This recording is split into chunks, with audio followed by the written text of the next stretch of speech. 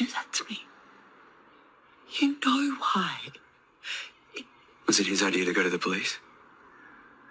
Do you have any idea what it's like to have the cops banging on your door, making wild accusations in the middle of the night, all because your wife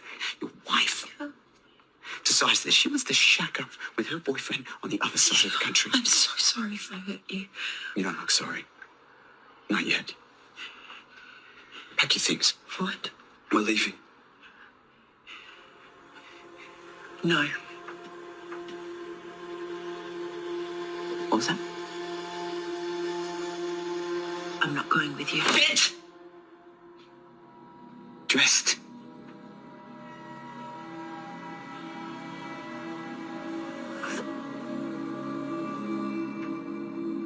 We are Si and Sophie. This is Coastal News, a home and away podcast, your weekly episode companion podcast for your favourite Aussie soap. God save Ireland, she's back for another coffee. Oh dear. Getting worse at thinking about we start these episodes. How are you? I'm You good, okay? thank you. Yeah, good. Are you? Not too bad, thank you. Not too bad. A Good. little less golf for you this weekend on home and away. Yes, less golfy. Bit better. Yes, back to things that I understand again, which is good. Yeah.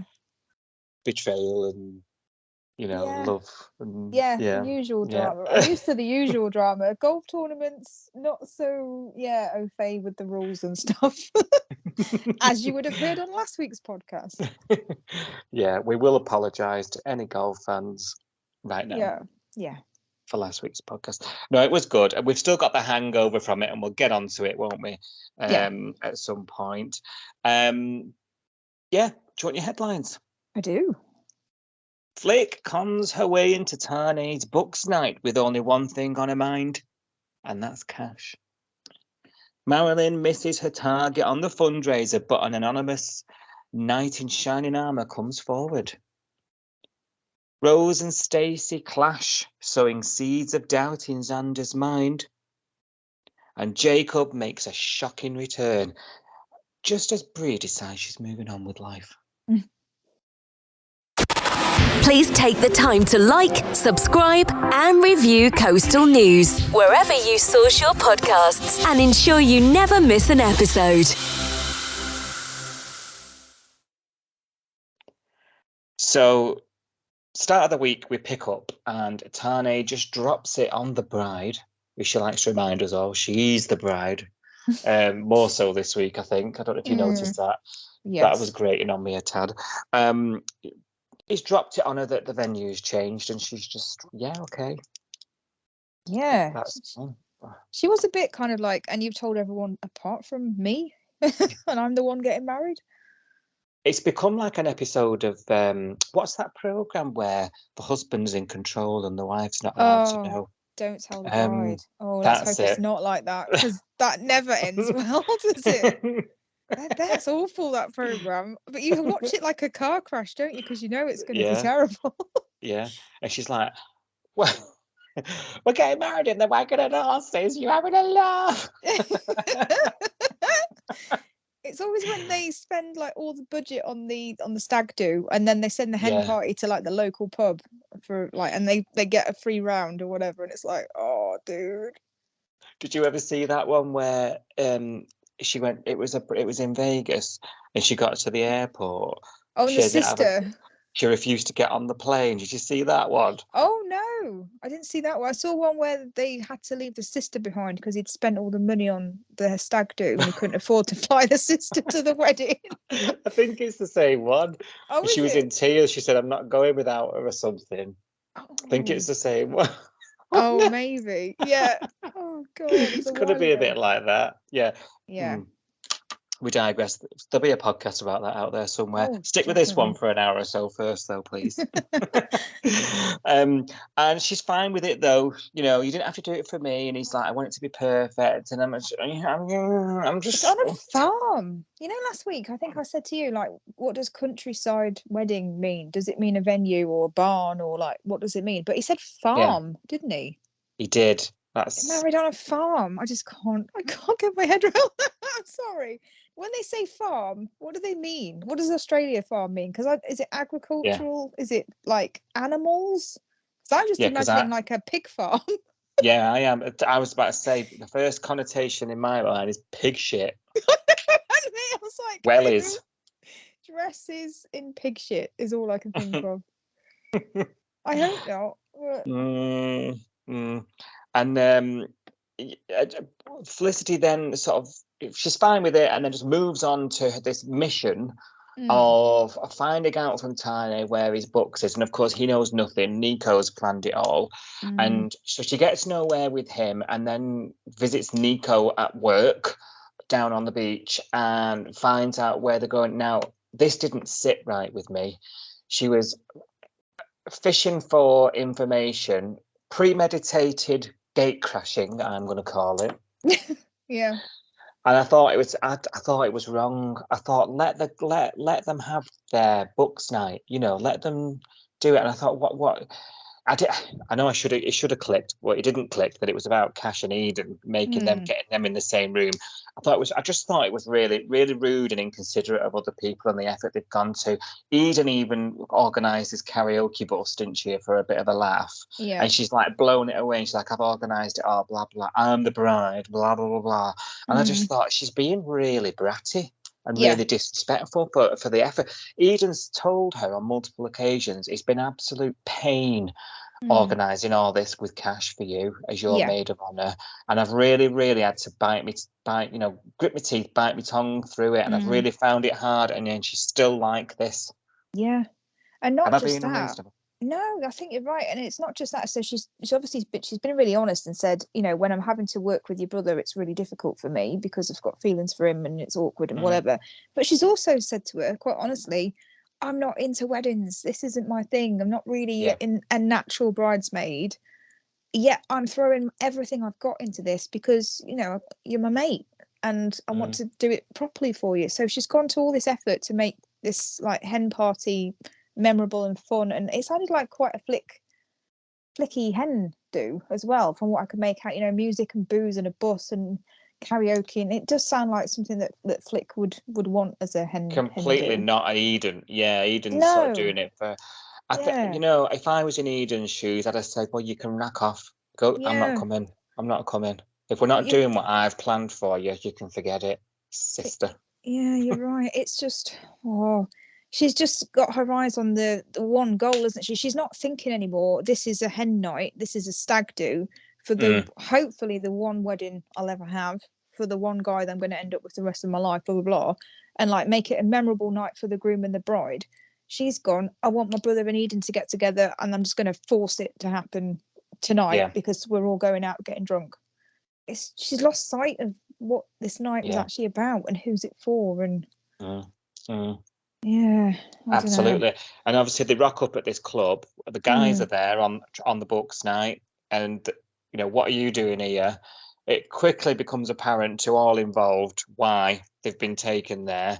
And of all the evening that's supposed to be about Tani, and it's supposed to be about Felicity with the gals, you know, ends up being completely about trying to play Cupid with Cash and Eden, you know, and it just consumes all the time, doesn't it? Yeah. And Neek's having to go over and he's having conversations. Cash is having to go over and say, because Cash blames Eden for it at one point. Well, you organised the hen do. Why are you here? You know, and she's like, my plans got derailed. Remember? Yeah. And it's really unfair on everybody, I think. And I'm not being funny. There was a very, very distinct lack of willy straws. There was this distinct lack of anything stag or hen. There was no L plate, was there there? was nothing, was there? Yeah, I don't know. I kind of was getting annoyed because every time Cash and Eden were kind of like looking absolutely miserable, on the other side of each other, looking Yeah. over each other and whatever. And then Flick would be draped around Tani going, "Oh, look at them. They're looking at each other. Oh, look, it's going to happen." And I was like, "Are you looking at the same thing I am?" They look so awkward and Yeah, uncomfortable they're having and a row. having a terrible night, and you're there going, "Oh, it's working, it's working." I was like, "Oh, she was driving me mad." I love Flick, but this week I wanted to slap her. Yeah, I did. And you know what? Tane should have said, "Shut up. Yeah, I'm on my stag do." yeah, Like, and all you're doing is going on about your brother. Look at him, look at them. I'd have yeah, gone off. You know what I mean? yeah, Honestly, I was so wound up by this. So wound up. yeah. Me too. Yeah, and it Um, wasn't until the next day that she actually got some home truths from Cash, which I was really pleased that he said that to her, mm, because they stayed out all night, didn't they? And she was lying on the beach with Tani going, "Oh, I'm so happy. This is so good." And I was like, "You're completely oblivious to everybody around you. yeah, As long as you're happy." She does get really selfish sometimes, yeah, and that annoys me. And yeah, then she she does. she kind of walks in the house, didn't she? Like high as a kite. "Yeah, I've had a really good night." And Cash is there getting ready for work, and he just puts her down, doesn't he? He goes, "You've made Eden write herself off, and you've Mm, done all this stuff to her. You've made me really uncomfortable, made her really uncomfortable. Why have you done this, Flick?" So yeah, I was kind of, at least somebody. I mean, it took until the next day to say it, but somebody should have said it the night before. I know. Well, the thing was, because Eden was getting absolutely trolleyed, wasn't Yeah. she? Because obviously this was so blooming stressful. Mm, Yeah, she doesn't deserve the people around her when she behaves like this. She really doesn't. no. And I wouldn't blame any of the friends or family say, you know what, you're on your own with this kid. Mm, I just wouldn't blame them. So like you, I really liked that Cash gave her a serve the next day. yeah. Yeah, I would have said it a bit stronger actually, and Tana is just about to go, well, she's like, don't say it. Yeah. And I thought, I think people pussyfoot around her a bit because she's a bit of a loose cannon. Yeah. I think they tiptoe around it, and I just think someone needs to tell her she's been an absolute Mm, so and so, you know. princess. Yeah. Mm, mm. Um, so they won't, and this'll go. We've not revisited them since, have we? Not really. No. The rest of the week. So I'm sure next week we'll see a bit more. Well, it's next And week's the obviously the wedding, isn't build it? up to that. Well, yeah, yeah, and I'm sure there'll be more. Sure of it. Oh. Sure of it. Oh. I tell you who else are butting heads. Mm. Dean and Ziggy. Oh, yeah. You might have to help me with this. You might have to help me. I don't think I quite understand why we're having this, what this is about. I don't No. think I don't think I quite understand it. She feels like she can't speak to him Mm. about Jai and the new baby Yeah. and how it's going to work. And he's saying she should be able to speak to me. We're not on the same page. I'm going to hitchhike to work. Have I Yeah. got that right? I don't. Oh. Yeah, and I don't get it. Like you, she's sort of saying, "Oh, I don't feel comfortable talking to you about Jai, and it's really hard to have a partner who's already got a kid and all this stuff." And then he goes, "Oh, but we're a family, we've got to do this together." And in the same breath, he says something like, "Jai's my problem to sort out." And she's like, "No, like we're a Yeah, family of four now. Anything that goes on with Jai affects me, affects the baby, affects us, and we should be doing this together." And I thought, yeah, Ziggy, you should. And I can't remember yeah. which one was it. Ziggy that said something like, "Shouldn't we be more happy?" or something. It's later on when she's talking to Justin at work and she's sort of offloading, isn't she? Yeah, And she said, this is the part where we're meant to be happy and in love and looking forward to the baby. And you're yeah, thinking, yeah, don't we yeah. know it? I agree. Where is that? Really odd. I don't. I- Oh, and strange. I just don't understand how we've got here. I was thinking at No. one point, I've missed an episode. Mm. I checked my episode numbers because I thought, how have we gone? How have we got here from painting the bedroom? I know. And she was going through that scrapbook, wasn't she, and saying, "Oh, I like this and I like that." And he just went, "Why didn't you tell me? I could have done. If you told me you wanted a nursery, I'd have give you a nursery." And I was like, well, this is the point, isn't it? They don't talk. They just Yeah. they bottle Somebody everything said up. that. Did they? Didn't somebody say that? Was it Mac? Did she say, "Oh, you the problem with you two is you don't talk"? You know, when he Yeah. was talking to her, Mac was all sort of Yeah. dolled up for the night out. Yes. Mac told him the Yeah. problem with you two is you don't talk, and we're like, yeah. Yeah, they don't. But why? That's what I don't understand. What happened to Dean and Ziggy? Like, what happened to them as a couple? They're so stubborn and they're so argumentative, but then they're going Hmm. offload to other people. Like, you know, that whole if you're having problems with your relationship, you should sort it out with your partner, not go off and tell everybody else about it. That's literally what they're Yeah, doing. Like, she goes yeah. to work and vents to Justin or to Mac, and then Dean goes to Mac and says, "Oh, like, ooh, I'm having a problem," or whatever. Why don't they talk to each other? No. Pig in the Don't. middle, Mac there. Yeah, and No then wonder she wants to move out. when she does move out and move in with John or whatever, who's Dean going to vent to then? Because they can't avoid each other if it's just the two of them in the house. No. I just don't understand. Are we supposed to be shipping them still? Are we supposed to be looking forward to them having a baby? I don't know what I'm supposed to feel.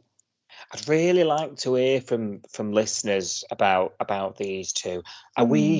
we sort of lone rangers with this? You know, we know the popular. Yeah, If in our award show last year, they won most popular, didn't they? Still at that point, yeah. did they? Can't Uh, remember now. Dean won most popular male, and Sticky won something, didn't she?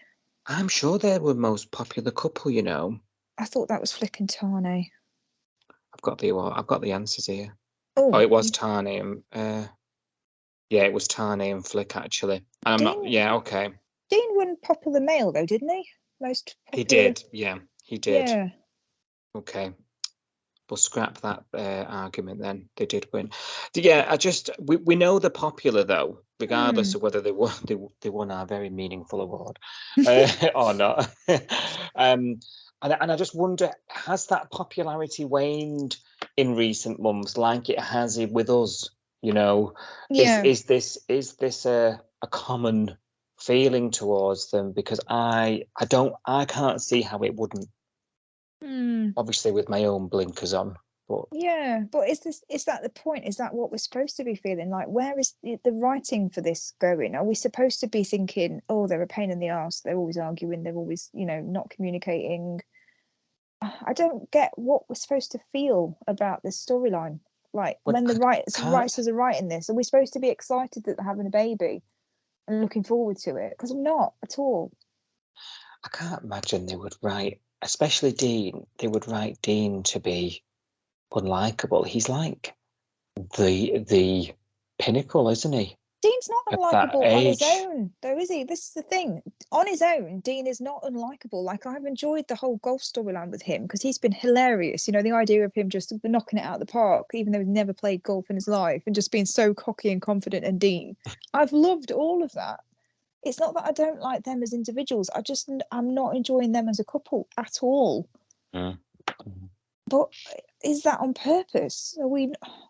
I don't know. Does anybody enjoy seeing them arguing and miserable? I don't get it. No. Well, you're not on your own, and let's say get in touch if you're listening, because Yeah. especially if you're into them, and always have been, and like back in the day with them. Tell us why. Tell us what it is. Mm, A couple of weeks now, we're sitting there, aren't we, thinking, oh, you mm, know, trying to understand it, and we just can't. So get in touch because it'd be great to hear some other thoughts on that one and try and help us out a bit. yeah, I'm struggling. Well, I'm switched off completely Yeah. now.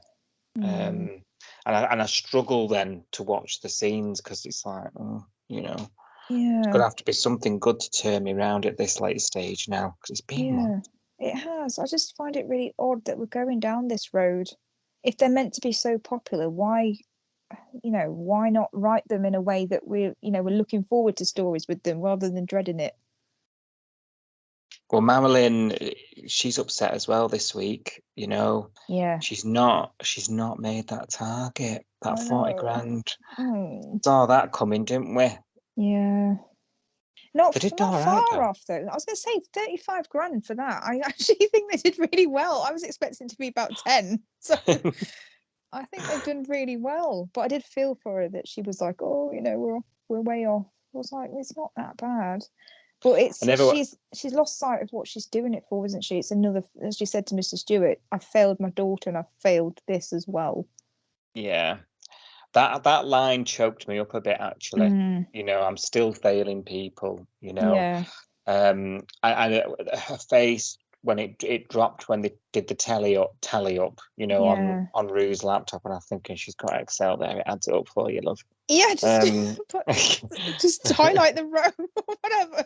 Like, thinking, she's a tutor. What is she tutoring? Scary. very scary. And everyone around is elated, I mean, it is a Yeah. massive sum of money, Mr. It Stewart, is. Rue, I mean, they're like, that's such a large amount of money, and she's like, she really wanted it, she really wanted to do it, and she's absolutely heartbroken by it, isn't she? And Mr. Stewart, I could read you like a book, Marilyn. Tell me what's going on. Yeah. And then that's when she comes out with that line you're talking about, I've let everyone down. Bit of a coincidence that the cruise that John won was also worth 5,000, and that is how much they're short by. Oh, yeah. Didn't take a rocket scientist to put that jigsaw together, did it? Not really. And it's quite funny because we've had some really nice Kirby and Rose developing a bit of a friendship over throughout the golf stuff last week. And I quite like their rapport. And then this sort of joking they've got about when we're going to tell John he's going to have to go on because they don't want to go on his cruise with John, do they? Oh, I kind of do. I think they're a bit mean. I think I'd go on a cruise with John. I think it'd be a hoot. I think it would. He cracks me up. Yeah, they're younger than I am, so yeah. I can understand it. Yeah, but I don't think we're quite We're not Johns. myself. No, we're not cruising age yet. No, I hope not. Saga. Oh God, Saga holiday. No, I'm still a bit off that yet, thankfully. I have been on an accidental Saga holiday, Have you? Well, no, but like the hotel I've booked on like some online engine. Yeah. Didn't realise it was a Saga one. Oh. I get there and the rep's like 100. I'm like, and they're like, "Oh, you look good for your age, doll." Just turned to the group and like, it's going to be a fun week, this lads. Oh no. Yeah, fun times. Bless. Yeah, where were we? So John, and he's come up with this idea, look, ladies, we're not going to be able to go on to this cruise. I'm going to sell it and, and raise it. And he anonymously donates it, and it gets the girls off the hook. They don't have to go on a cruise with him. I love out of this that those two, because they started leaning on each other as well about their problems, they've started developing. I think that's a really good idea. It is, because they're loners, aren't they, really? Yeah, yeah. All Rose does is sort of hang out with her brother. Yeah, and we'll come on to issues about that in a mo. And all Kirby does is hang out with Theo, so it gives them something outside of those bubbles. Yeah. And I think as characters go, we've said it a few times, they blooming need this. These characters, they need something else, don't they? They really do. Struggling with them, so I quite like that's developing, that little putting the kettle on for each other type thing. Long may that continue. I'm looking forward to seeing where that goes and see if that helps us on board with Kirby. But it gets them off the hook. They don't go on the cruise. The money's been donated, and then there's this scene in the diner, and everyone's finding out that they've now met the target thanks to an anonymous last-minute donation.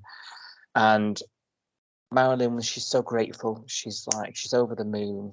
She's gone from dumped to elation in no time, and she wants to know who it is. And John is sort of listening on in the background, isn't he? With a big grin on his face. Oh, my heart melted. I know. It I did. I really did. texted you, didn't I? And I said I've Mm. struggled during this episode because it nearly made me cry. I was feeling a bit emotional that day. And then seeing him sitting there at the counter and Irene's like eyeballing him sideways, isn't she? Because she realizes what's going on. She's not He's daft. clocked it. Yeah. And he's sitting there with the biggest grin on his face, looking at Marilyn, and Marilyn's like, "Oh, I've not failed," and it just pulled my heartstring. I love those two. I love Marilyn and John. I think John loves Marilyn and John as well. He does. He definitely isn't over Marilyn. He's still got feelings for her, isn't he? I don't know whether it's in love or whatever, but he still definitely deeply cares about her. And I'm a sucker for that, like that unrequited kind of. Yeah. Oh, And she's oblivious, and he's just looking on in yeah, forever, yeah, from the wings, yeah. Oh. Honestly, this is why John is. This is going to be quite a statement I'm going to come out with now. I think John is one of the best characters ever on He's Home and Away. brilliant. He's absolutely brilliant. Yeah, I think I'd We agree. we hated him years ago. I don't know that I hated him. Oh God, I did. I don't You know know, if I hated him. back in the day, he was so annoying. And like, He is still when he annoying first though. joined. He's still annoying though, isn't he? But it's a comedy annoying now. Yeah, he wasn't this goofy, was he Yeah, though? Do you yeah, know what I mean? The way he's progressed over the years, he's sort of slotted into this lovable, funny, yeah, complex person, yeah. and you can't imagine the place without him. No. Do you know what I mean? Yeah. I just think as characters, I think he's one of the greats of the show. I really, really do. Do you know what? I know we talk about Mr. Stewart all the time, and obvious reasons. Yeah. But John's got a little bit more about him than he has. Mr. Stewart can have his moments, he just flies off the handle, and yeah. And that's Mr. sort of what he Stewart, does. I think that's what they're trying to do, isn't it? Mr. Stewart does the flying off the handle stuff more than John does. I don't think John ever really gets irate anymore. He gets cross, doesn't he? But Mr. Stewart can really yell, and he looks like sometimes he's going to have a heart attack. Another one when he's having a go at somebody. And Mr. Stewart does the heart to hearts and the advice and stuff, but John's getting much better at the advice and the heart to heart stuff as well. Yeah. Well, when Theo's opening up to Kirby about his abuse of his father, he says the first person I told was old Palmer. Yeah. Old Palmer. Yeah, he's definitely getting better at that as well. He's getting more sympathetic and empathetic, I guess. John, because of his stature in the community, if you like, because of where he positions at the surf club, he interacts quite well with all the cast, all the characters. Yeah. So he's coming across them in the juice bar, in the gym, out in the beach, in the life-saving stuff, and then he's also then got the oldies over at the diner, when he's getting his 110th coffee of the day, 10th free coffee of the day. So what's good about him, he doesn't just stick over with the oldies. He's got that interaction and that weaving through everybody, you know. You're right. And that Alf doesn't have that these days. No, because we don't go to the caravan park anymore, do we? We don't see him interacting with anybody there, or I've not even seen him in the bait shop for a while. I don't know what he does with his days now. So not seeing his wife, we're just forgetting her now. He's not even been to Marimbula for months. He's supposed to do was it 3 weeks in the bay and 1 week in Marimbula or whatever it was. He hasn't been for ages, has he? Not since before he was in hospital, which she never came and saw him, and don't start. Kidney bitch. I can't bear her, but I'm glad he's not running away. But you're right. Yeah. I don't know. It's a bit odd, isn't it? Really. Do you think because the John of old would have been like, that was me. I did that. I paid for that. Yeah. It was I'm the reason why you got that, and I want this accolade. But this, to me, this is like you say, it's different with Marilyn for John. Yeah. John knows, doesn't he? And I think if anybody else, he probably would have been like that. But it's different with Marilyn. Do you think, he'll tell Marilyn, or do you think Irene might tell her what? I reckon it'll come out eventually, won't it? It'll have to, but I don't know how she'll find out. And wouldn't it be fantastic if, because it's been quite a few years now since they split, isn't it? Wouldn't it be fantastic if, we've got this unrequited love thing, this pining from the wings, as we've been talking about, and it's been this slow burn for years. Wouldn't it be fantastic if, and then, because honestly, we'd all be rooting for it, wouldn't we? Yeah, and then I think so. It crescendoed into this massive reunion years down the line. It'd just be so good. It'd be one of the best things ever. So yeah, it really warmed the cockles, that bit, didn't it? Yeah.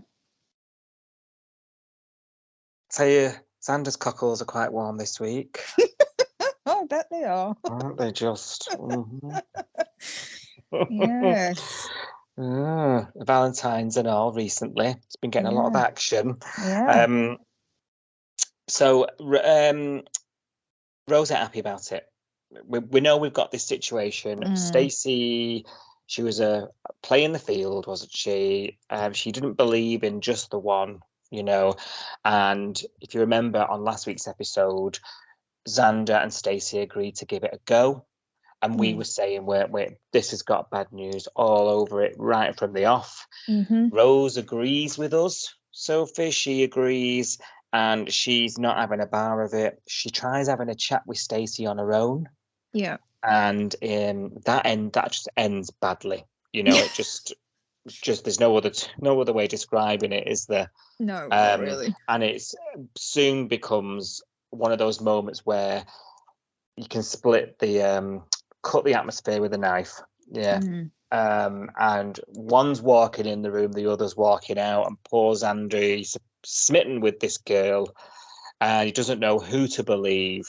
He doesn't know who to listen to, and he's being pulled both ways, isn't he? And it's sort of, it doesn't help that Stacey's walking around the apartment in her knickers, making toast or whatever. Yeah, that was a bit. If you're around someone's house like that, like you've stayed over the night before or whatever, and you know that they don't live alone, and that person that they live with, no matter who they are, that they might walk back in at any point. I don't think I'd be standing in the kitchen in my pants. I know it's Australia and it's home and away, and we see them on the beach, in next to nothing most of the time. So sometimes I'm like, well, it's not that weird because we just saw her in a bathing suit 5 minutes ago. So, to see her in her pants, it's the same thing. You're seeing the same stuff. But it just feels a bit wrong when it's your underwear. I don't know why. I don't know why is it different to like a bikini? It's not, is it? But it is. No. That's true. I don't know. Clothing optional. Yeah. Maybe it's because she was preparing food. Yeah, it's pants in the kitchen, is in someone else's kitchen. It's not even her kitchen. It's someone else's kitchen. Do you know what? That's what it is. So she's slept the night or whatever they were, she's in someone else's house, and she's that comfortable after a handful of days. Yeah. Do you know what I mean? You just wouldn't be, would you? I don't even wear my panties in my own kitchen. No. No, well, not at this time of year. I'm going to say on account of it be absolutely freezing. I was going to say I've got 4 layers on. Windows frozen inside. Yeah, there's no getting in this. No, I'm sleeping more than that. Come back in May. Oh dear. Yeah, so I did like the line though. Oh, clothing optional. Yeah. And Rose, I was saying this last week. I don't think Rose is wrong. Actually, I think she's trying to look out for her brother. She's they have that bit of a Barney, don't they, when Stacey's out of the way, and she says, "You fall hard, you fall fast. I can see it happening, and I'm going to be expected to be here and pick up the pieces once again." And he's like, "Leave me alone." Blah blah blah blah. And I'm thinking, yeah, everything you're saying is right. You're just making an absolute dog's dinner of this girl. Yeah. The way you're going about it. And isn't it one of those things where if you tell someone not to see someone or not to do something, they just want to do it even more? Like, isn't she better off just leaving him to it, letting him find out the hard way that this is a bad idea, and then just being there when he does fall apart? Because she will be. It doesn't matter what she says now. She'll still be there for him when it does, fall apart. Yeah. Well, Irene says that, doesn't she? Yeah. She says, you give him the information, let it run its course. You let him do with it what he wants. Good old wise Reenie there. And she's not wrong. You've just said it. That's what you would do, isn't it? Yeah. The thing with Rosie, she's like a dog with a bone, and whether that's the copper in her, I don't know. Well, that's what Theo said to her, didn't he? Later on in the week. She said something to Kirby. I can't remember what she said exactly, but she's like, "Oh, I just don't trust her." And Theo went, "Yeah, but is that because you're a cop?" Yeah, that's right. Is that the cop in you? Oh, that was it. It was because she'd found out that Stacey was still on Smolder, didn't she? She was stalking her on Smolder, switched it to female, looking for a female. I know. Saw her on there. And then later on, Stacey's told Xander, "Oh, I just forgot to delete the app." And she's telling Kirby this and going, "Oh, well, she said to Xander that she just forgot to delete the app, but that could just be another lie." And also, she was being mysterious about who she was texting on her phone. And then all of a sudden she's gone, "Oh, it was just because I was arranging a weekend away with you, Xander. It's nothing, not because I'm cheating on you." And again, Rose was like, "Is that just a convenient excuse to cover up another lie that she's told?" And that's when Theo says, "Or maybe you're just a cop and you're just seeing, suspicious activity where it's not there, because that's how your brain works."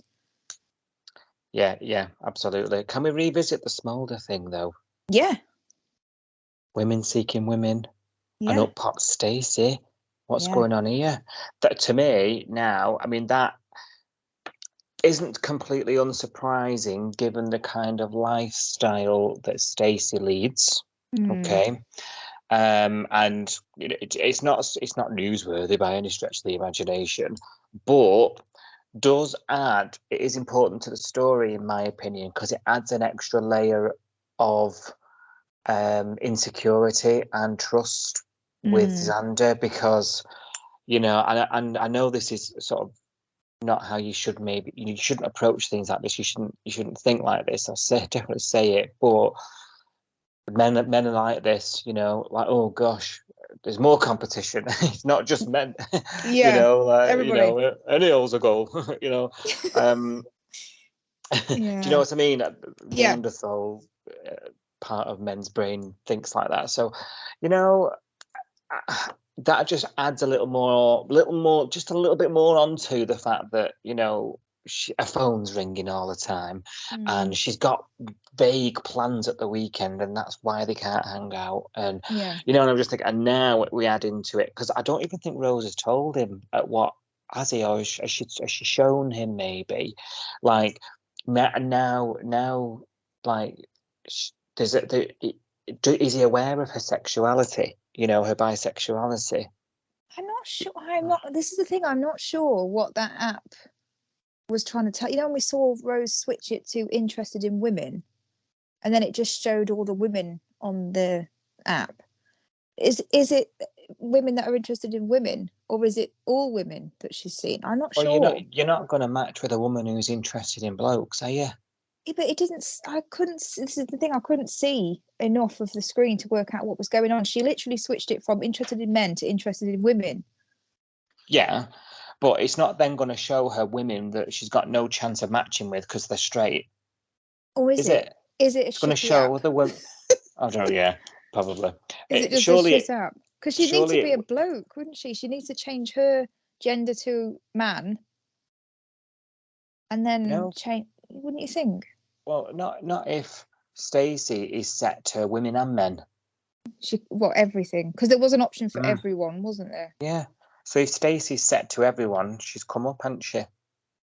That's how I would assume. Yeah, I think we are seeing that, but I don't know whether that's part of the story.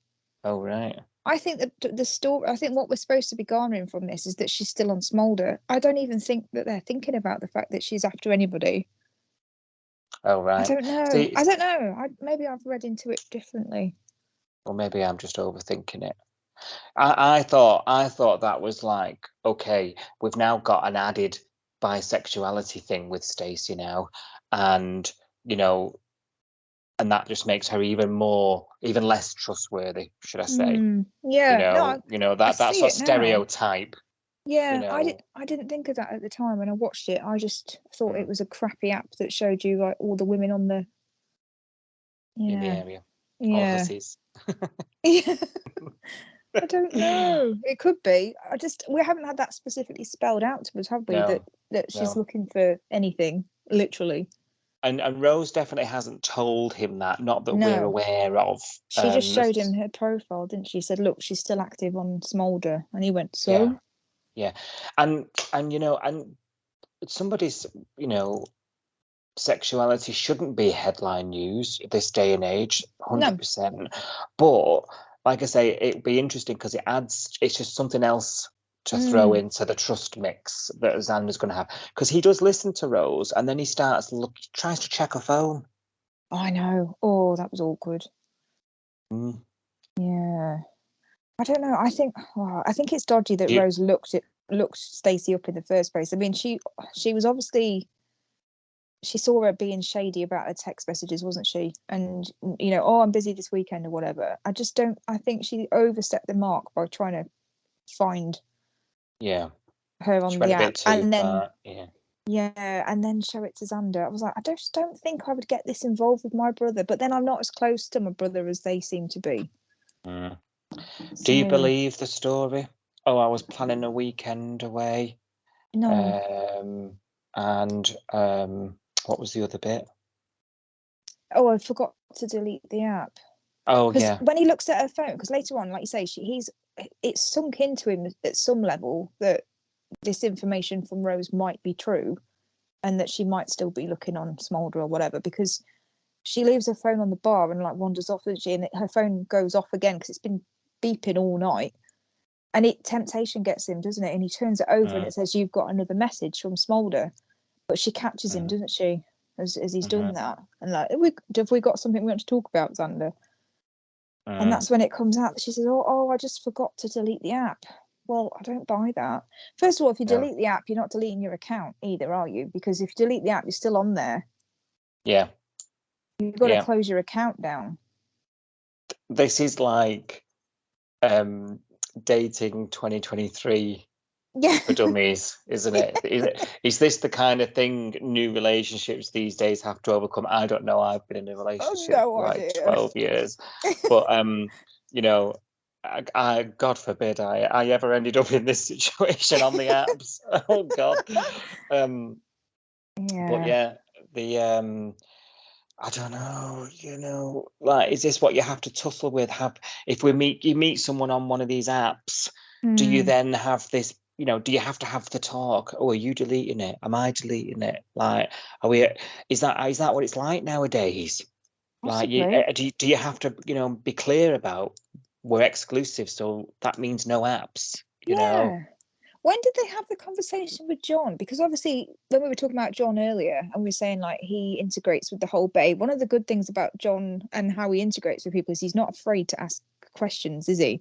And he catches them all over each other a couple of times, and he says to them, "What's going on with you two?" People don't usually say stuff as direct as that, but it helped us because we were like, "Yeah, what is going on with them?" Yeah. And she said, "This is my boyfriend, or Xander's my boyfriend," and he went, "Are we? Am I?"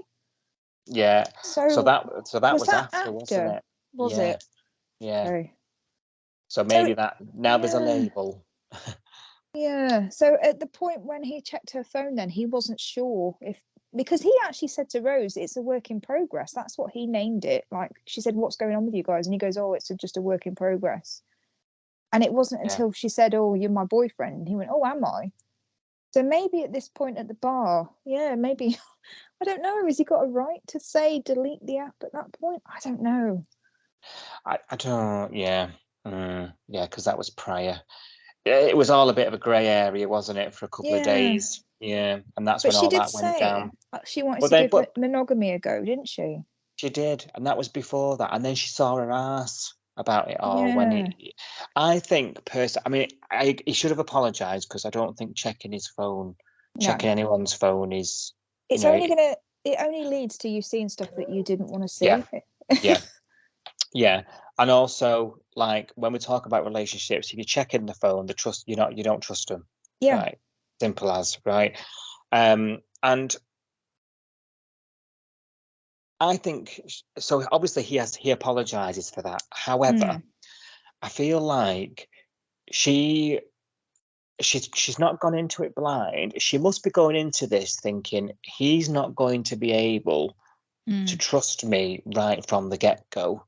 I think I'd be going into it with a bit of like a, this I'm going to have to work at this a little bit harder than I would have to have done in other circumstances, because, he knows that I've been in contact with many others at once, and that's only a few days ago. Like, it's not just all going to stop overnight, is it? Do you know what I mean? So I think from her perspective, I think I would be a little bit more understanding of why he feels like he can't trust her right out the gate.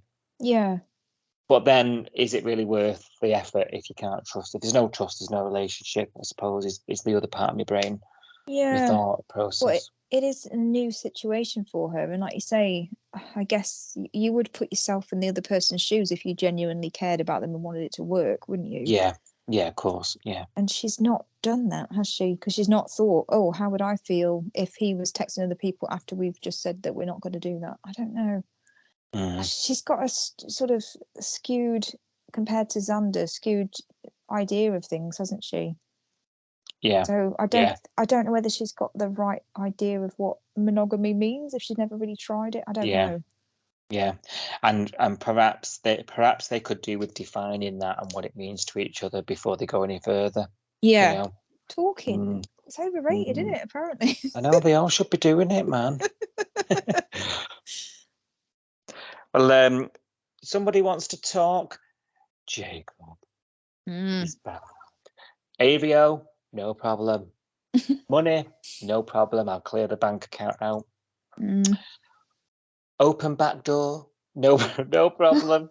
God, I just waltz on into the hello fans' house. Anybody here? I'll chat to all the neighbours. Neighbourhood watch, head of neighbourhood watch next door, no problem. He's too busy worried about double parking. I know. What are those cars doing? I think they were setting up for the wedding, weren't they, over at Casa Parata? But yeah, is this your car? Oh, how come nobody recognises Jacob? How come the only person that knows who Jacob is Eden? Yeah, he was walking around town quite a lot when he was around. Yeah. He was, and like introducing himself as Bree's husband. Like we saw him with Dean and Ziggy, didn't we? We saw him have that confrontation with Eden when she was walking along with Remy. We saw him insult. Like, he's been around. How come nobody recognises him? It's very odd. It is strange. It is strange. And he doesn't take him long to track Bree down in the other room. Exactly where he should have found her, because she stupidly went to the motel. Now, she has been relieving the hotel. She's decided she's not going to hide in there any longer. He could be anywhere now. He's cleared the bank account out. He's gone away. He's living his life, spending all their life savings. So she's going to go for a surf, and she's. I didn't get this. She's going to attend a wedding. I didn't get this at all. Can you just explain what happened to me? Right, like my brain I couldn't get my head around this. So 1 minute she's calling in sick to work and saying, "Oh no, I'm still ill. I'll let you know when I'm better." And like she's having a go at Remy, going, "I'm stuck in this hotel room forever." And he's like, "What do you want me to do about it?" She goes into the bathroom. She comes out a completely different person and says, "I'm going surfing." I was like, You've just called in sick to work. What if somebody sees you? We've all done it. I know we have, but like, come on, like. I feel like she's got a switch in her head where it's like, make a good decision, make a bad decision, and she keeps pressing the bad decision one. Like, no. I was still screaming, "Why are you in this bloody motel?" I know. Why are you not at Remy's house? Why? Okay, so this is the other thing that I don't understand. Jacob's could at this point they don't know he's gone AWOL. He could be anywhere. He could, he could be there any minute. go to Remy's or whatever. But why have they not warned the band? Why have they not told Kirby? Why has Kirby got to work out that they're together by them looking at each other on the beach later on? Like, why not say to them, look, she's in danger. This husband of hers is a whack job. He's like, he might turn up at any minute. He might find out where we live. You might be there when he turns up. This is what he looks like. You know, do you know what I mean? I would have warned my housemates, my bandmates, my friends. This storyline. Especially because you know he's violent. Yes, yeah, and towards women. Yeah, and he lives with a load of women. They need to know. He was walking around their house not long before Kirby and Theo come home. Yeah. You know, letting himself in. Yeah. Toying with Remy's guitar. I know, and finding the earrings on the bedside table. Well, he doesn't. He goes to the motel and just waits for Remy to leave the room, so he knows which one he's in, which one she's in. So that didn't work. That master plan of moving rooms, so he won't find her. No. And she just opens the door, lets him in, and he's like confronting her, isn't he? I found these earrings in his house. Yeah. What are you doing? And she's like, the AVO, if you leave now and don't do anything, I won't tell anyone that you came here and broke your AVO. And he's like, you humiliated me. The police have turned up. I thought the police had turned up at his work, but he said in the middle of the confrontation, it was in the middle of the night. Yeah, so there's a bit of continuity issue there, I think. And then,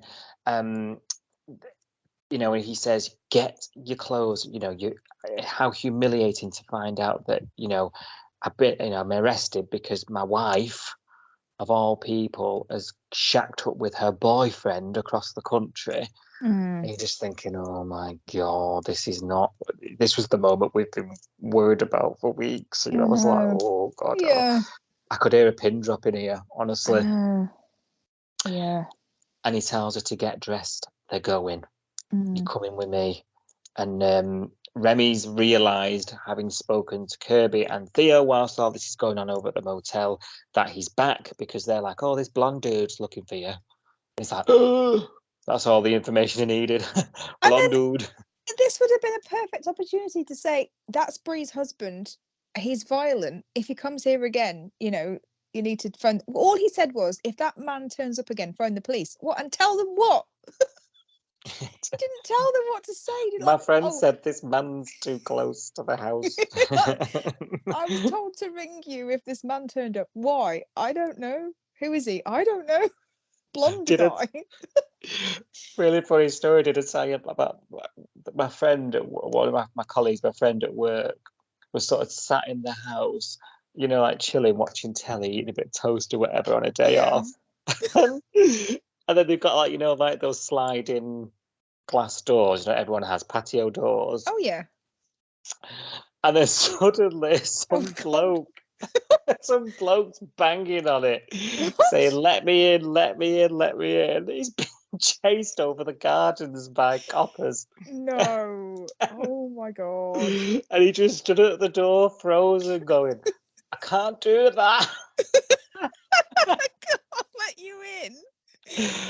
No, that wouldn't be a good idea. Sorry, mate. You're on your own. Oh my word. Oh. Can you imagine? Can you let me in? How about no?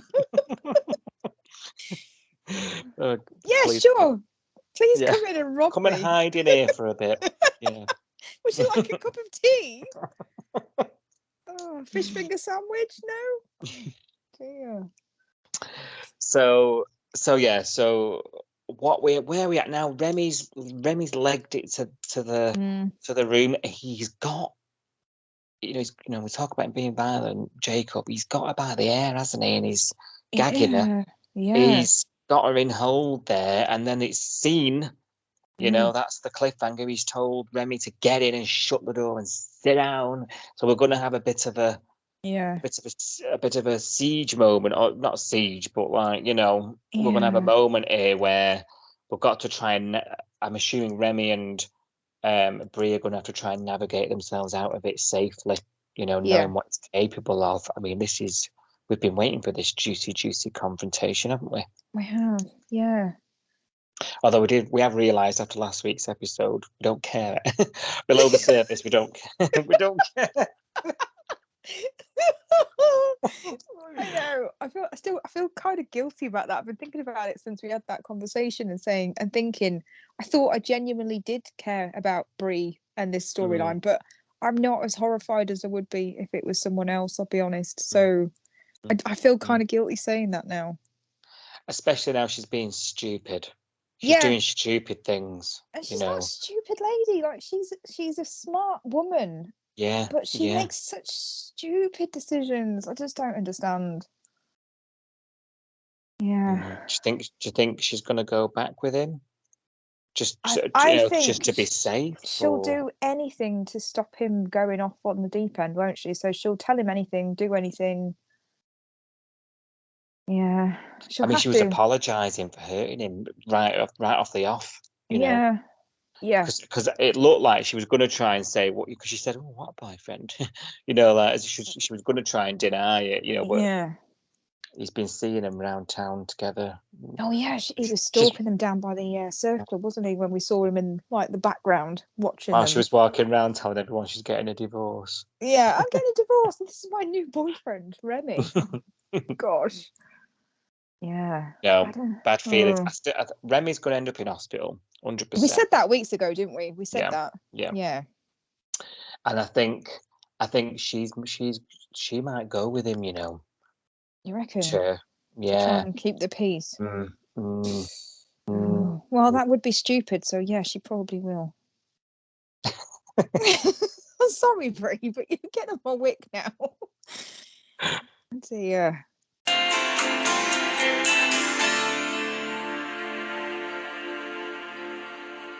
Right side, it's time for your say on the Bay. So for anybody that doesn't know, this is where we talk about anything that we've seen on the hashtag Home and Away on Twitter, or anything that anyone's got in touch with us to talk about, anything to do with the show, basically. So we are on Twitter and Instagram, and it's at Coastal News Pod, and we'll also have an email address, which is coastalnewspod@gmail.com. So if there's anything you want to get off your chest about Home and Away, feel free to contact us. And this week we're discussing Ziggy and Dean, because I did put a tweet out recently, and I just said, you know, because of the revelation that Jai wasn't looking forward to the baby arriving with that picture that he'd drawn with him under the cloud. I know, under the rain cloud, looking all sad. I don't want the baby to come. You know, it didn't take a rocket scientist to work out that Jai isn't excited about the baby arriving. So I just said, who is? You know, let me know your thoughts. Who's enjoying the baby storyline? You know, who's looking forward to Dean and Ziggy having a baby? And who's absolutely sick of hearing the word grommet already? Oh, God. Oh, God. I know. Did you have to? I'm sorry. I should just say G word. I'll say G word from now on. So I was just, because we've been talking about this, haven't we? And just saying we're not feeling this storyline, but we're not sure whether we're the only ones that have that opinion. And it would have been nice to hear other people's opinion on this. So we did have somebody come back on Twitter and have discussed this with me. Julie Smith, 2001. She came back and she said, "Oh, you know, from the snippets she's seen in the future, it's looking like this is going to be something that drags on for a while. So this storyline with the baby and everybody not being so happy, it looks like it's going to be around for a little while yet. So everybody's going to have to bite their lip. Buckle down." Yeah, brace yourselves for that. So I went back and said to Julie, you know, I can't say I'm surprised. I'm still not convinced that Ziggy is, you know, entirely happy about having the baby. And what do you think of Dean and Ziggy? And, you know, are they looking forward to the new arrival from your opinion? And Julie said, no, you know, they're always arguing. They can't even tell each other how they're feeling. They're both secretive and they're both stubborn. And she said, it's a real shame because I actually like them as a couple. And I said, yeah, it is a shame because I'd personally prefer them to see Dean and Ziggy being happy and like looking forward to the future and all of that, and not miserable, not arguing, not avoiding communication. and making everything a bit of a big deal and a struggle. So Julie, and we're not the only ones. Julie does agree that it's not fun viewing, really. It's comforting to hear that because, and thanks for sharing, Julie, because yeah, thank you. You know, it's sometimes, especially yours, because we get a bit too involved, don't we? Sometimes, a little bit. But then we make a podcast about it, get even more Super involved. fan weirdos. and you know, and sometimes we're in this sort of bubble. Me and you, aren't we? And we're hashing out what we think, and we're very similar people. Yeah. So it's nice that somebody else is sort of saying the same thing, because it's like we're not feeling it, but you don't want to not feel it. It's a weird place we've ended up with these two, or with their relationship anyway. Like you say, individually, you can't really fault them. I'm but their probably relationship's more not right. keen. I'm probably more keen on Dean than I am on Ziggy. I do find Ziggy kind of annoying sometimes. I kind of understand Dean. You know, I understand him. He's not a very complicated character, really. No, he's got a cracking story though, and that's why you understand him. You know, and those moments with Dean, like you say, he's not very complicated. He's straight down the road, isn't he? Down the line. You know where you are with him, and there's been moments where you know, and he's sort of quivered and he's broke a bit, and he's gone through some stuff, and you know that. Then in them split moments with Dean, you're reminded of why he's like he is, and it's because of his experiences of where he was brought up, who he was brought up by. We've got all that for Dean, haven't we? And it only takes a split second of him sort of losing that face, that bravado, to remind you, oh yeah, this is why he's like he is. And I quite like that he's got that story to lean on. We've not, when you think about Colby, because he sort of joined with Colby, didn't he? And they had the similar upbringing, and from Mangrove River and what have you. Colby didn't have that level of depth that Dean has. No, that's true. Yeah, he wasn't as complex as Dean, really, in terms of he was very kind of boring compared to Dean, wasn't he? Really, apart from when he went off the rails with his dad. And I mean, at the well, end. I was going to say he had all the elements. He had the he was stepdad, wasn't he? That was horrible. Like you can't get any more horrible. And all the Bella thing, and he spent years looking for Bella. We go off on a tangent now, but so he had all the elements, but doesn't quite have Dean. And maybe it's Paddy's, the way Paddy's played it over the years. Maybe, I don't know, but Dean's it's just the got emotion that he brings to the character, isn't it? I mean, Dean. He's quite a I could say he's not a complex character in terms of we can understand him, and he's very much like how he's going to react. You do. What you see is what you get, and you can predict him and all that kind of thing. But he does have that passion and that sort of volatility that we're used to, that I don't think Colby had. Certainly not at the beginning when he first came into it. Yeah. And so. And I mean, I quite like Ziggy as well, Ziggy, but she doesn't have as many layers. Ziggy, no, I just as find Dean does. Ziggy, I find her kind of annoying sometimes. Which is probably a horrible thing to say, but she kind of winds me up. Like, she gets really naggy with Dean and really, I don't know, negative and. Yeah. I know what you mean. I wouldn't be in a relationship with her. No. She reminds me of someone that I know. I think that maybe. Oh right, why. Yeah, that can often kill a character for you. That can ruin everything if it reminds you of someone. I think with this storyline here, Ziggy about to become a mum. Okay, so I'm gonna play devil's advocate and think, right, she's got no family around her. Okay, and she was from this family that like lived in each other's pockets at the time, so that's all gone. So she's got the. Do you remember the sort of when she found out Dean had a child, and Yeah. there was a bit of a moment, wasn't there? There was a bit of a hoo-ha about it, about he's got this other family now that I'm not part. She felt left out of it, when Amber was about and he was getting to meet Jai. There was a few weeks there where she was feeling pushed out, wasn't she, and having to lean on Justin quite a lot. And I think she's now And gonna Jai didn't go in. like her, did he? Jai wasn't very No, keen on didn't Ziggy. take to her. Yeah. And she never saw kids in her. I mean, No. we've talked about that. I know. So now her and Dean are having a child together. It's probably not how she or anybody probably ever pictures it to happen. Yeah. She's experiencing all these firsts, and actually in Dean's case, so is he, because he wasn't around for Jai when he was born and whatnot. But Dean doesn't have that same level of understanding with her, or same empathy that for her, because he's got a child, and then she's worrying about, and this is a mum thing.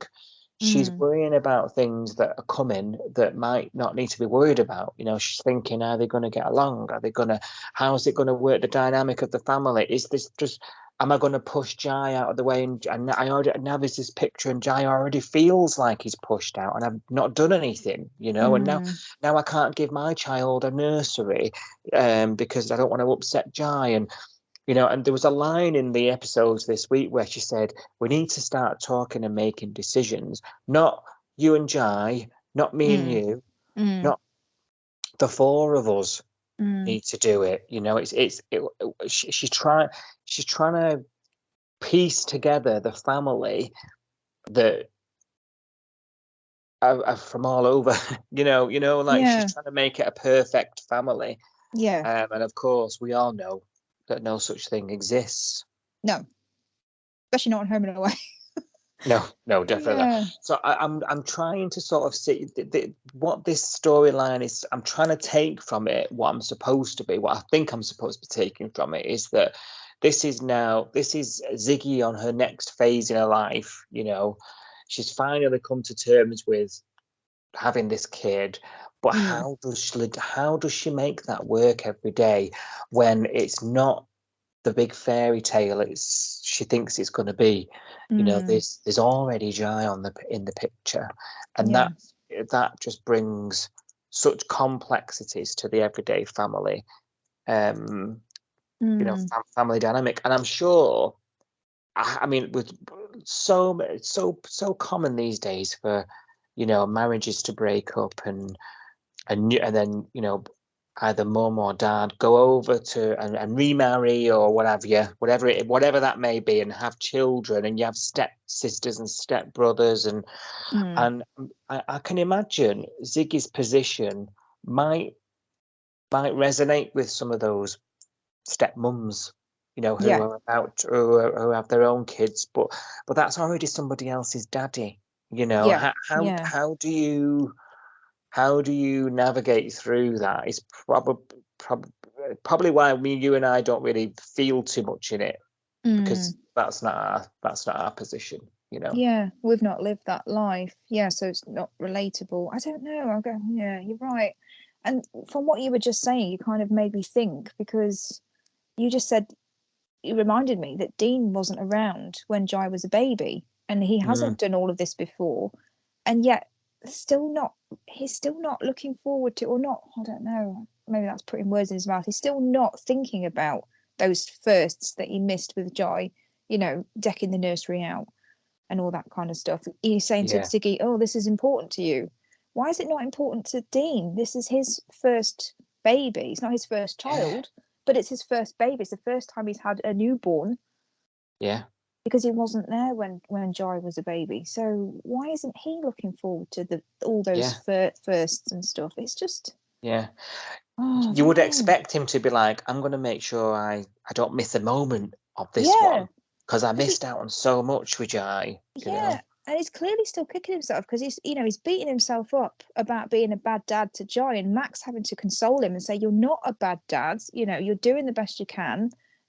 When Jai's with you, you're brilliant. He's already feeling like he's not a brilliant dad to Jai. So wouldn't you double down for the next one and be like, right, this kid's gonna be, I don't know, looked after from the start. I'm going to do everything right this time. I'm going to make sure I don't mess this kid up. And he's not doing that, which I think is actually, because we were just saying that Dean's quite a predictable character. I think this is not very Dean. Yeah. No, it doesn't make sense. His response and his behavior, his reaction to, Ziggy, like you say, planning and prepping finally doesn't make any sense. It's not a natural response, in my opinion. He should be wanting to not miss a beat of this. Yeah. Max sort of tries to make him see it from a different angle. She sort of says, well, I was Jai, doesn't she? And you've got to, I think that's a very common viewpoint, should I say, for people that many people in the world have experienced.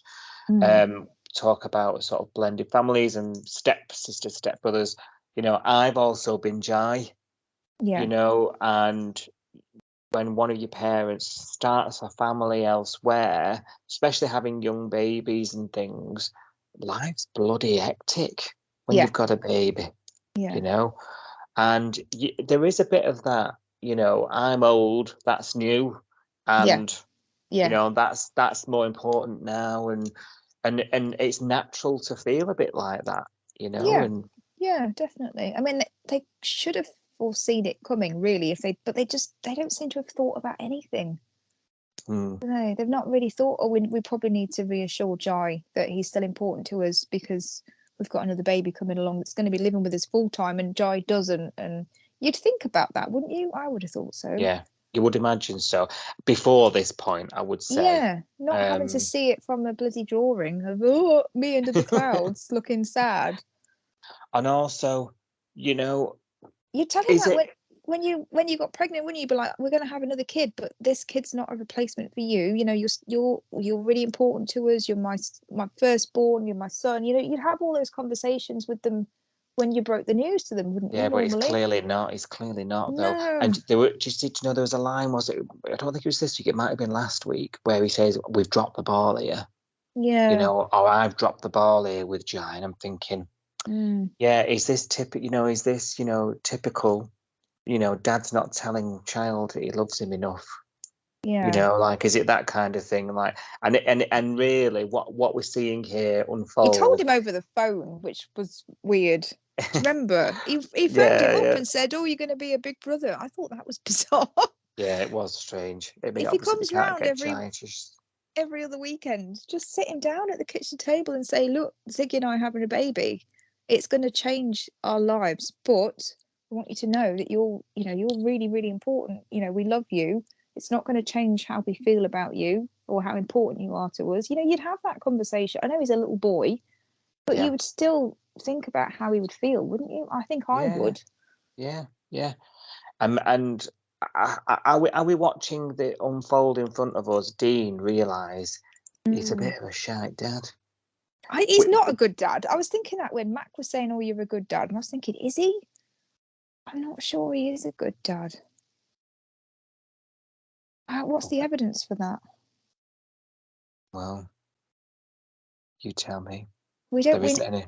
We never see Jai, do we? But we're supposed to believe that Jai comes round every other weekend or however often it is, and that they do stuff together. So, yeah, I don't know. I'm not convinced that he is a great dad to Jai. Thank you for listening. We will be back with more episode discussion from Summer Bay soon. Until then, join the discussion online at Coastal News Pod.